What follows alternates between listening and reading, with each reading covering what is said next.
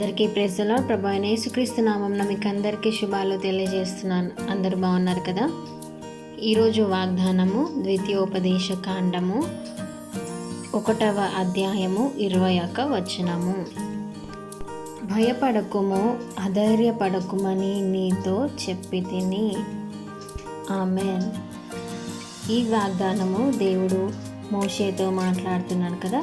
ఒక్కసారి మనం పూర్తి వచనం 21, 22 వచనం వరకు మనం చదువుకుందాము. ఇదిగో నీ దేవుడైన యెహోవా ఈ దేశమును నీకు అప్పగించెను. నీ పితరుల దేవుడైన యెహోవా నీతో సెలవిచ్చినట్లు దాన్ని స్వాధీనపరచుకొనుము. భయపడకుము, అధైర్యపడకుమని నీతో చెప్పి తిని. అప్పుడు మీరందరూ నా యొద్దకు వచ్చి మనకంటే ముందుగా మనుష్యులను పంపుదము.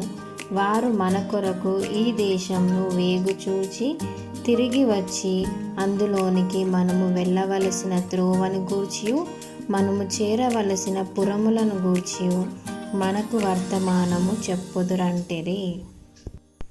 అయితే మోషేతో దేవుడు ఏం మాట్లాడుతున్నాడు? ఈ దేశము నీకు అప్పగించెను అని చెప్పి మాట్లాడుతున్నాడు కదా. ఏ దేశము? పాలు తేనెలు ప్రవహించు దేశము, కానాను దేశము కదా. నీ పితరులైన యెహోవా నీతో సెలవిచ్చినట్లు నీవు దానిని స్వాధీనపరుచుకో అని చెప్పి దేవుడు మోషేతో ఆజ్ఞాపిస్తున్నాడు. అదేవిధంగా మోషే కూడా ఇశ్రాయేలు ప్రజలతో ఏం చెప్తున్నాడంటే 12 వేగుల వారిని మనము కానాను దేశానికి ముందుగా పంపించి అక్కడ ఉన్న పరిస్థితులను మనము కనుక్కొని తర్వాత బయలుదేరదామని చెప్పి ఈ స్టోరీ అంతా మీకు తెలిసిందే కదా. అయితే దేవుడు ఈరోజు మనతో కూడా మాట్లాడుతున్నాడు. ఏంటి అంటే, దేవుడు ఈ సృష్టి అంతా కూడా మన కోసమే చేశారు కదా. కాబట్టి దేవుడు ఏమంటున్నాడంటే, ఈ సృష్టి అంతా మీరే బిడ్డ, మీరే స్వాధీనపరచుకోండి అని చెప్పి దేవుడు మనతో కూడా వాగ్దానం చేస్తున్నాడు. కాబట్టి మీకు ఏది లేదని చెప్పి మీరు బాధపడుతున్నారో, ఈ భూమి నీదే, ఈ ఇల్లు లేవని బాధపడుతున్నారా? ఇల్లు కూడా ఇచ్చేది దేవుడే కదా. సంపద లేదని బాధపడుతున్నారా? సంపద కూడా ఇచ్చేది దేవుడే కదా. సమస్తము కూడా ఇచ్చేది దేవుడే. ఎందుకంటే సృష్టి యావత్తు దేవుడు మన కోసమే చేశాడు కదా.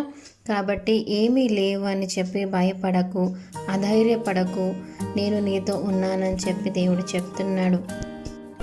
మనం ఈ భూలోకంలో మన ఫాదర్ది ఏదైనా ఆస్తి ఉన్నా, మన తాత ముత్తాతలు ఏదైనా ఆస్తి ఉన్నా మన వాళ్ళకి మనవరాళ్ళకి దక్కుతుంది కదా, బిడ్డలకి కుమారులకి దక్కుతుంది కదా. అదేవిధంగా మనం యేసయ్య బిడ్డలం అవుతే, మీరు అది విశ్వసిస్తే దేవుడు కూడా మనకి సమస్తాన్ని అనుగ్రహించే దేవుడు. మనల్ని మొత్తం సృష్టి అంతా కూడా మనదే అని చెప్తున్న దేవుడు. కాబట్టి మనం ఏమైతే లోటు ఉన్నదో దాని గురించి చింతించకుండా మనం యేసయ్య బిడ్డగా ఎలా బ్రతికితే ఇవన్నీ మనం స్వాధీనపరుచుకుంటామో ఆ రీతిగా మనం జీవిస్తాం. మనకున్న సమస్యలన్నీ కూడా మనం పోరాడి వాటిని జయించి మనం ఎప్పుడు కూడా మన జీవితంలో అధైర్యపడకుండా మనము జీవిస్తాం.